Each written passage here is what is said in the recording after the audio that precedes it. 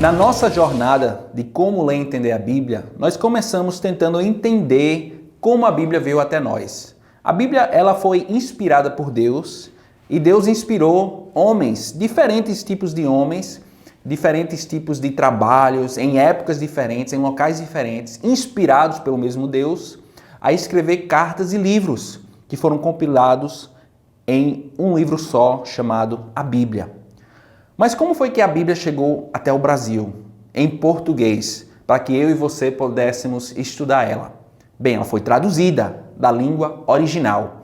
A Bíblia ela foi inicialmente escrita em hebraico, aramaico e grego, 3 linguagens diferentes, de acordo com as pessoas que escreveram e a época e região onde ela foi escrita. E essas Bíblias compiladas, especialmente o Antigo Testamento, foi traduzido no latim, chamado a tradução Septuaginta, uma das nossas traduções mais importantes.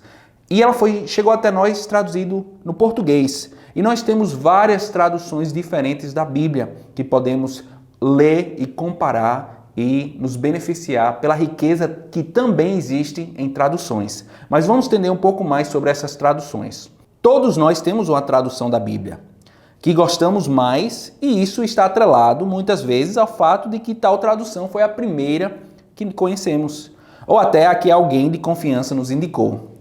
Mas qual é a melhor tradução, você pode perguntar? Em primeiro lugar, precisamos entender que não há tradução perfeita. Cada tradução traz uma peculiaridade que a outra não conseguiu alcançar, e é justamente esse fato que favorece os nossos estudos.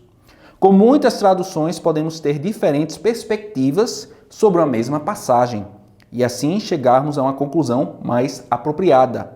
Mas por que existem tantas traduções diferentes? A melhor resposta para por que tantas traduções diferentes é que existem diferentes filosofias de tradução por trás delas. Existem mais precisamente 3 filosofias de tradução. Então veja só, os tradutores, pegaram os textos que eles tinham da Bíblia e começaram a aplicar ele para o português. Se você fala alguma outra língua, você vai entender isso perfeitamente. Às vezes você precisa traduzir algo que vem de outra língua ao pé da letra, outras vezes você precisa traduzir o sentido dela porque ela não faz sentido ao pé da letra. Então, isso significa diferentes filosofias de tradução. Ninguém está traduzindo de má vontade, com má intenção ou querendo colocar significados escondidos na tradução. Existem esses tipos de traduções, temos que ter cuidado, mas são a grande minoria. A grande maioria são traduções com pessoas que tiveram a vontade de realmente repassar a vontade de Deus da melhor forma humanamente possível. Por exemplo, você pode falar em inglês The Blue Car. Se eu traduzir ao pé da letra, em português vai sair assim, o azul carro. Então existe uma forma de tradução que vai traduzir ao pé da letra. Você vai ler o azul carro. Mas se eu for traduzir para o português, isso não faz muito sentido. O adjetivo vem no final, O carro azul é o que vai fazer sentido no português. Então existem essas diferenças e nós precisamos entender um pouco qual o tipo de tradução que nós estamos usando em nosso estudo da Bíblia. Então, o primeiro tipo de tradução é a equivalência formal. O tradutor ele traduz palavra por palavra e segue a ordem das escritas como está no original. A vantagem dessa filosofia é ter menos opinião do tradutor no texto. O tradutor ele não vai ter que decifrar nada, ele está traduzindo palavra por palavra ao pé da letra. A desvantagem é que o leitor pode não entender o que está escrito por estar em ordem diferente do seu idioma. Então, se você pegar o texto original hebraico ou grego e traduzir ao pé da letra, talvez não faça sentido quando a gente for ler. O tradutor ele não tenta só entender a linguagem, ele tenta entender a forma de escrita, a cultura, como eles se expressavam, para então trazer o sentido original para a nossa linguagem e a nossa época. A segunda filosofia é a equivalência dinâmica. O tradutor traduz ideia por ideia. Ele tenta imaginar como a mesma coisa seria dita hoje no português atual. A vantagem é que o texto chega com mais clareza. A desvantagem é que o tradutor pode colocar a sua interpretação no texto, a sua opinião. Então, o tradutor de equivalência dinâmica, ele vai ler o original, ele vai tentar pensar o que é que o autor está tentando nos ensinar. Qual é o princípio, qual é a ideia? Ele vai traduzir aquela ideia para o português. Então, é ótimo para devocional, você está querendo se inspirar com a palavra de Deus, você vai ler uma tradução da ideia e vai fazer muito sentido para você. Mas quando nós estivermos estudando a Bíblia de forma séria, para realmente ser estudiosos da palavra de Deus, precisamos ter um pouco de cuidado. Por isso que é bom sempre olhar mais de uma tradução diferente, para ver se a ideia traduzida realmente condiz com o restante da palavra de Deus. Terceiro é equivalência média. O tradutor busca o equilíbrio, tentando ser fiel ao texto original, sem fazer com que o leitor tenha grandes dificuldades em entender o que está lendo. Essa filosofia parece ser a tendência na atualidade.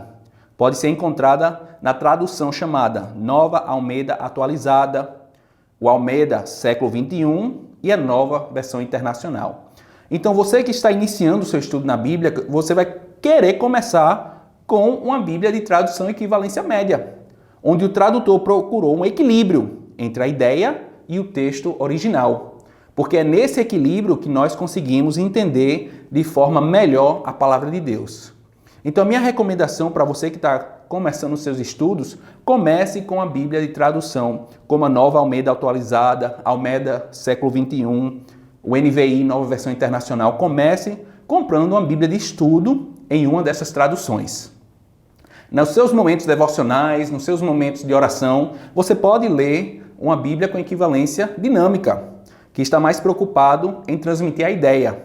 E à medida que você se torna um estudioso na palavra de Deus, você pode procurar uma Bíblia de equivalência formal e tentar se desafiar com a linguagem escrita de forma mais aproximada com a linguagem original do autor bíblico.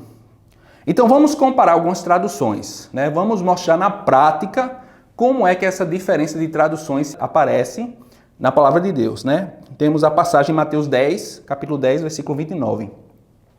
Na Almeida Corrigida Fiel diz o seguinte: não se vendem 2 passarinhos por um ceitil, e nenhum deles cairá em terra sem a vontade de nosso Pai. Então é uma tradução que tem um pouco mais de dificuldade. Você vai se perguntar, o que é um ceitil? Né? Você vai tentar entender com um pouco mais de dificuldade o significado original. Na tradução brasileira diz o seguinte: não se vendem 2 passarinhos por um asse, e nenhum deles cairá no chão senão pela vontade de nosso Pai. Então tem uma linguagem um pouco mais formal e ainda aquela dificuldade de realmente se fazer perguntas ao texto para entender. Nova Almeida Atualizada diz o seguinte: não se vendem 2 pardais por uma moedinha, tá vendo? Então nessa tradução nós temos moedinha no lugar de ceitil ou de asse, explicando melhor e nos ajudando a entender melhor o texto bíblico. Entretanto, nenhum deles cairá no chão sem o consentimento do Pai de vocês.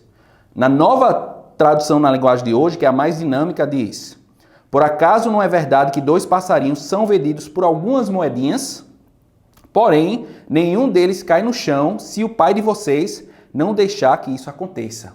Então a tradução nova linguagem de hoje está tentando trazer a ideia com as palavras mais, digamos assim, coloquiais, mais comuns para nosso cotidiano. Porém, a linguagem Nova Almeida Atualizada é mais fiel ao original. E ela diz, e o princípio que Jesus está querendo ensinar é o seguinte: pardais, os pássaros que eram comidos naquela época, né? Até um pobre conseguia comprar pardais por algumas moedinhas, não tinham muito valor.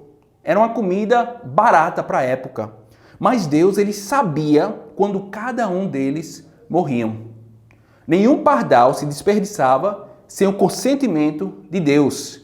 Quanto mais Deus valoriza a minha e a sua vida. Se Deus sabe tudo da vida dos pardais, quanto mais Ele se importa e quer saber da sua vida. Essa é a mensagem que nós temos pelo contexto dessa passagem. E nós, através da tradução, nós podemos ver diferentes detalhes e diferentes formas que pessoas tentaram entender e repassar essa mensagem. Então é muito importante que nos seus estudos bíblicos você tenha acesso a diferentes formas de tradução e comece com aquelas que procuram um equilíbrio entre a linguagem original e o significado, a ideia do texto. Bons estudos!